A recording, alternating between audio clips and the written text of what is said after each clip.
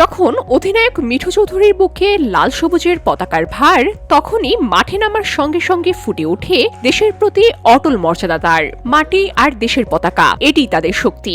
সাফ অনূর্ধ্ব 20 চ্যাম্পিয়নশিপের ফাইনালে বাংলাদেশকে থামাতে চাইছে প্রতিপক্ষ ভারত, কিন্তু ক্যাপ্টেন মিঠুর দৃঢ় কণ্ঠে কোনো কম্পন নেই। বুক চিতিয়ে লড়াই করার অঙ্গীকারী যেন বলছে, আমরা ভারতের থেকে কম না।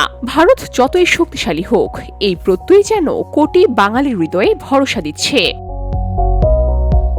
মিরপুরের শেরেবাংলা জাতীয় স্টেডিয়ামে এই দৃশ্য বহুবার দেখেছে দেশবাসী। খেলোয়াড়রা লাল সবুজ জার্সিতে দাঁড়িয়ে জাতীয় সঙ্গীত গায়, সমর্থকরা সিট ছেড়ে উঠে দাঁড়ান। বুকের ভেতর জেগে ওঠে দেশপ্রেম, যা গায়ে লোম দাঁড় করানোর মতো অনুভূতির জন্ম দেয়। মাঠে নামার আগে এই অনুভূতি খেলোয়াড়দের মনোবলকে দ্বিগুণ করে তোলে। ফাইনালের আগের দিন ক্যাপ্টেন মিঠুর প্রত্যয়ী কণ্ঠ যেন পুরো দলের আত্মবিশ্বাসকে বাড়িয়ে দিয়েছে। গ্রুপ পর্বে পাকিস্তানের বিপক্ষে জয়ের পর ভারতের সঙ্গে ড্র করে সেমিফাইনাল নিশ্চিত হওয়া, নেপালকে হারিয়ে বীর দর্পে ফাইনালে পৌঁছানো, সব মিলিয়ে মিঠু ও তার দল এখন পুরোপুরি প্রস্তুত। সুলিভান ব্রাদার্স রোনান ও ডেকলান দলের জন্য শক্তি বাড়িয়েছে এবং লাকি চার্ম সুলিভানরা দেশের হয়ে প্রথম শিরোপা জেতার আশা জাগাচ্ছে।